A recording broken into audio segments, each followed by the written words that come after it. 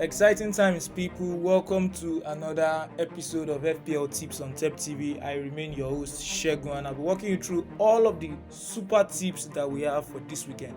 Let's not forget that FPL season is on the way. We've had 12 game weeks already, and we're going to game week 13.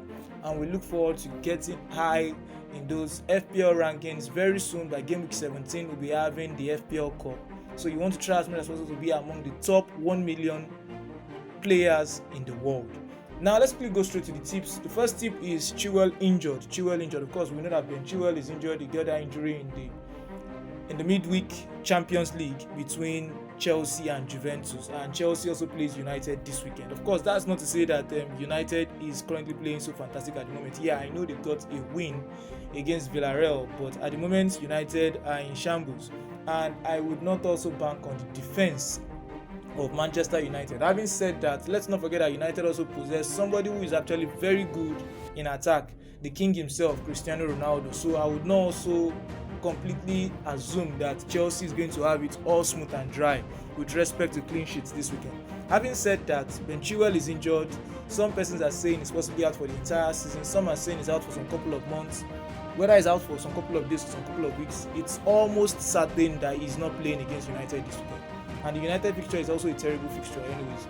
So we'll be looking at a Thomas Tuchel who will be considering Marcos Alonso and having him play on the pitch. Of course, we had some information that when he was going to make the Aspilicueta change during the midweek, he wanted to make that change for Reece James. But apparently during that same period of time was when Ben Chiwell was injured. And because Ben Chiwell was injured, he had to swap Marcos Alonso out and then used Aspilicueta instead, who was preparing to come in.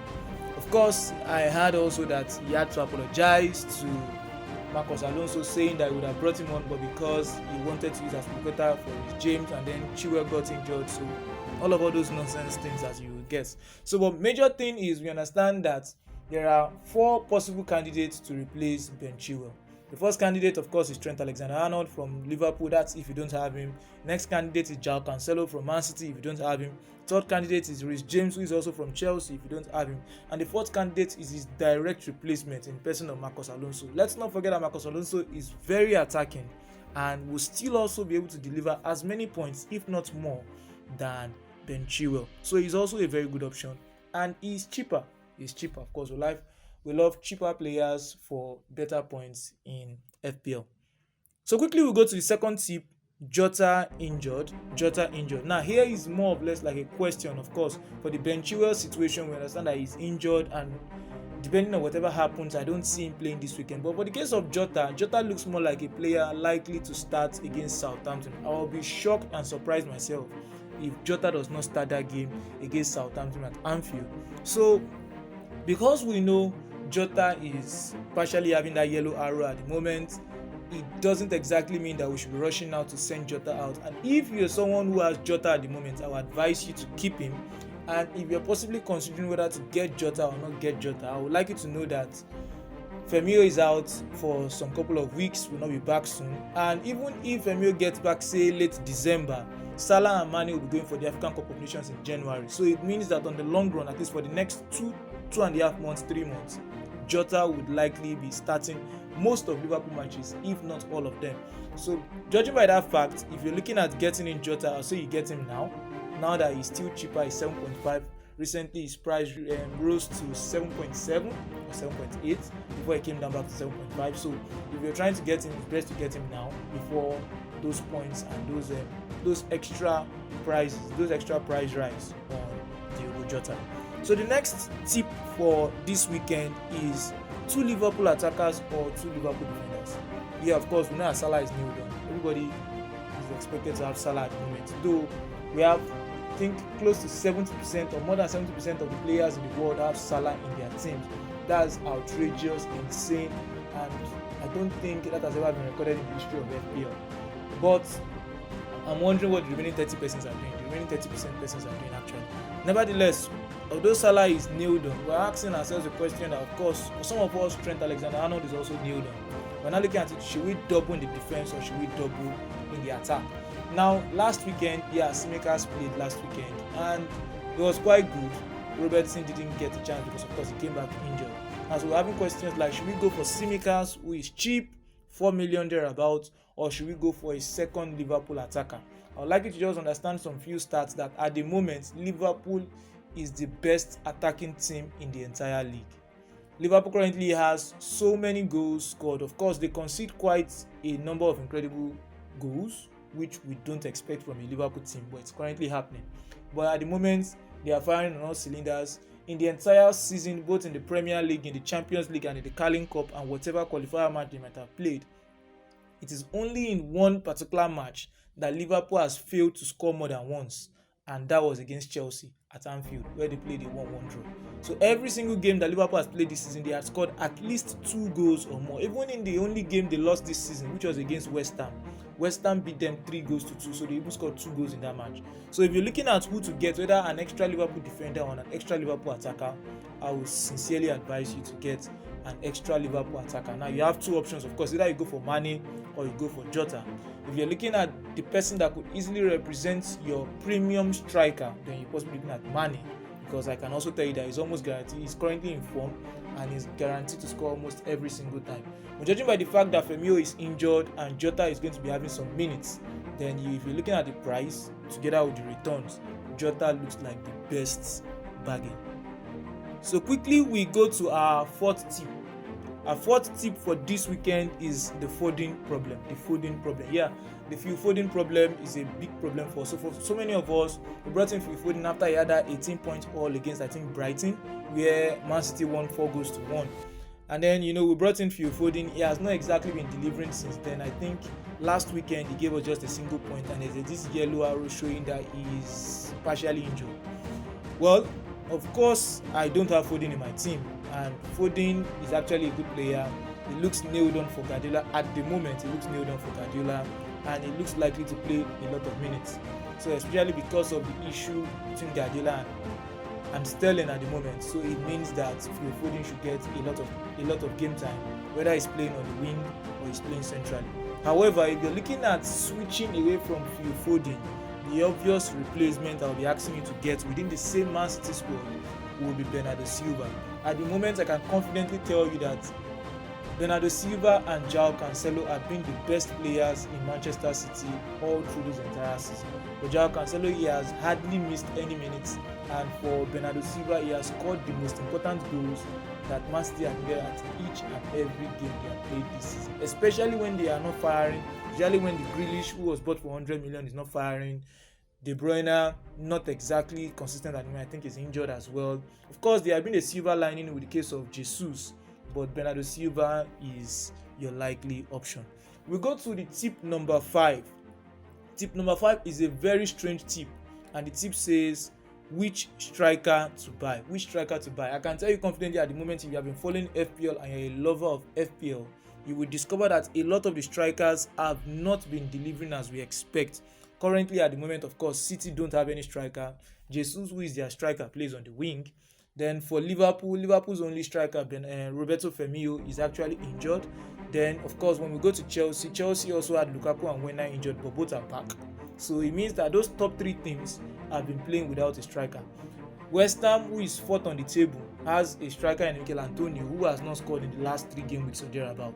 And then, of course, when we go down, we discover that so for many teams, they haven't had their strikers firing. Even Jamie Vardy has not been firing in recent weeks. But when we look at it, which striker to buy, there's one striker that gives us a silver line, and that's Jimenez. Raul Jimenez, since like game week 7 thereabout, has been delivering at least a point, delivering every single game week, except the game week after the international break where he came on for just 1 point. So Raul Jimenez has always delivered. So he's someone you would look out for if you're looking at which striker to buy. Another striker you would look at to get is possibly Timo Pukki, but Timo Pukki plays for Norwich, the second worst team according to the table at the moment. So I wouldn't want to go for Timo Pukki. Of course, I know even if Norwich concedes, he's not a defender, so it doesn't affect him. But the problem is because he's playing for a team that is not so good, the number of chances he will get are quite slim. But of course, Timo Pukki has showed us over time that he delivers well in the Premier League, and we can still expect him to give us at least 7-8 goals at the end of the season. So that's another person you're possibly looking at if you want to get. Then a third striker you want to get, but this one I don't vouch so much for him, is Ivan Toney. Ivan Toney from Brentford, fine, he's on penalties. That's one silver lining. And then his strike partner Mbeumo has been hitting. He is possibly the unluckiest player in the Premier League at the moment. He has hit the crossbar close to 8 times already this season, and that's insane for any player to even have that across 2 seasons. But this guy, in just half a season, has hit the crossbar close to 8 times. So he's very unlucky, and because he's very unlucky, of course, the other players have to chip in the goals, and that's where Ivan Toney is most likely to rip from and get those goals.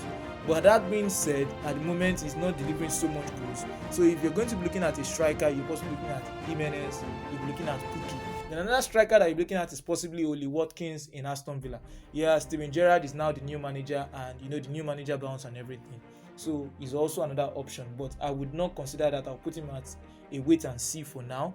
And then maybe another striker you're possibly looking at, which I have soft spot for, is Jamie Vardy. I feel he's playing against Watford. It's a game that can go either ways. Ranieri is coming back to come and face the Leicester team he built some years ago that won the league for him, and so because of that, there's a tendency that he knows the team in and out and will be ready to deliver against them. It's also possible that Leicester, who also knows the manager, knows him in and out and knows all the dirty tricks he might have and are able to counter it. So whichever way is going to happen, I'm expecting to see a fascinating game this weekend. We go to the next tip. Antonio Tottenham, very funny. So Conte has arrived in Tottenham. He has started work. He has started seeing some changes from Tottenham. Tottenham currently, they won their Europa League game, and then we're looking forward to winning the next one. And they won their first Premier League, their first win under Antonio Conte in the Premier League, 2-1, and all of the stuff like that. But the major things we want to see from the Conte team, we are yet to see them.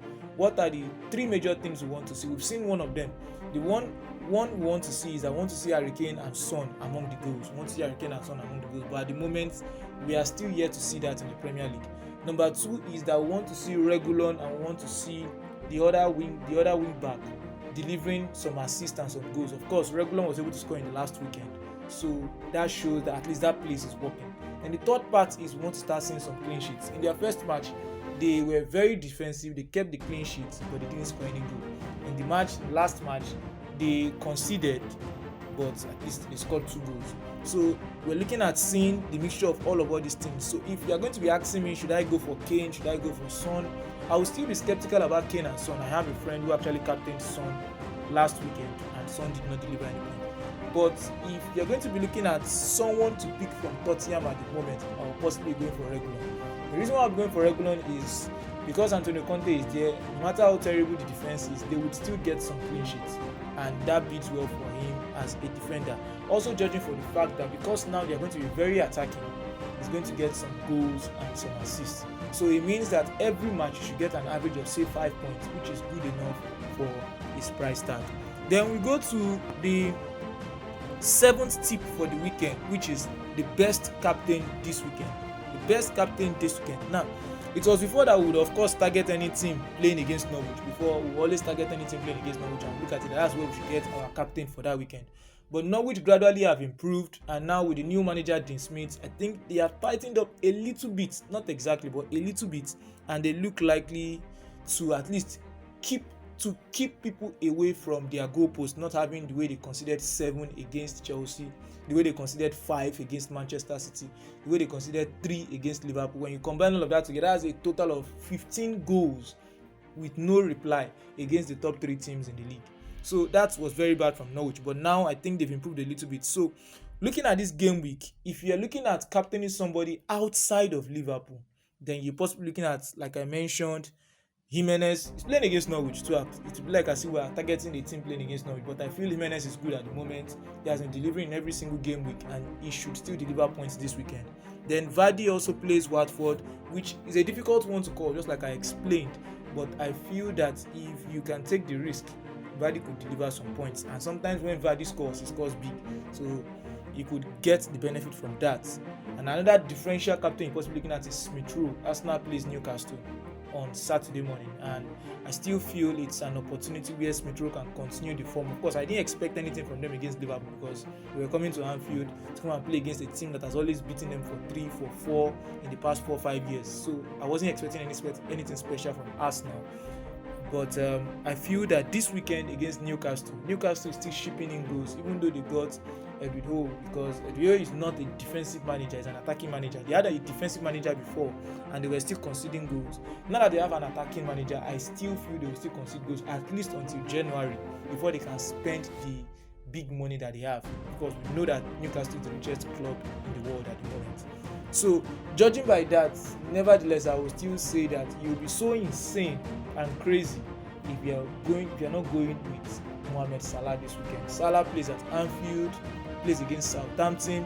He still scored in the midweek against Porto at Anfield, and I still feel Salah will at least give you a goal in that match. So judging by the fact that Salah will give you at least a goal in that match, then you have a captain who will return at least, let's say, 8 points. 8 times 2 will give you 16 points, which is a good one. And for you to win FPL by an average, you should have at least 65 points every week. So if you have at least 65 points every week, you're close to winning FPL. So basically, if you have a captain that can give you at least 15 points or more, and then you have the other players coming to chip in the remaining 50 points, you are good to go. That being said, if peradventure you still want to look for a captain outside of Salah, be my guest. So we go to the final tip for this weekend, and we'll be looking at the predicted team of the weekend. So of course, like I've mentioned always, that whenever we set up the predicted team of the weekend, it's a team that we look at that would give us 70 points or more at the end of the game week. Of course, sometimes it has been very terrible, but sometimes it has also been very, very, very good. So this week we're looking at Ramsdale in goal. I feel Ramsdale against Newcastle. I'm not expecting clean sheets, but I feel that he'll make a lot of saves, and it's possible he gets the clean sheet, get 10 points, all well and good. In defense, I'm looking at Regulon, just like I mentioned, Tottenham. I'm looking at Trent, and I'm looking at Cancelo. Now, the reason why I took out James is because, like I said, they're playing against Manchester United. I'm not expecting United to beat Chelsea. I'm not expecting Chelsea not to kill United. I'm just feeling that clean sheet may elude them simply because there's a Ronaldo in front. And Ronaldo, that odd goal, odd penalty, odd everything, and then he gets that one goal, scores the clean sheet, everybody goes home angry and stuff like that. So that's why I avoided any Chelsea defender altogether. In midfield, of course, I have Salah, I have Jota. Like I told you, it's good for you to double on the Liverpool Attackers. I have Silva, because I feel Silva will still continue in his good form. He gave an assist in the Champions League in the midweek, and I still feel he will be within the goals and the assists, and his price tag is not terrible. And then I have Gallagher from Crystal Palace. Skeptical about Gallagher, but I just kept him there because I'm not sure the form will continue, especially because he's overperforming at the moment. And now that Eze is back, we don't know what it would mean in terms of Gallagher's goals and assists. And in attack, I have Jimenez, Watkins, and Jamie Vardy. So that's it, guys, for this week. Thank you for sticking with us throughout this particular podcast, and we would love to see you next week with your FPL teams, of course, making strides in your mini leagues and in the overall league. Bye for now. See you next time.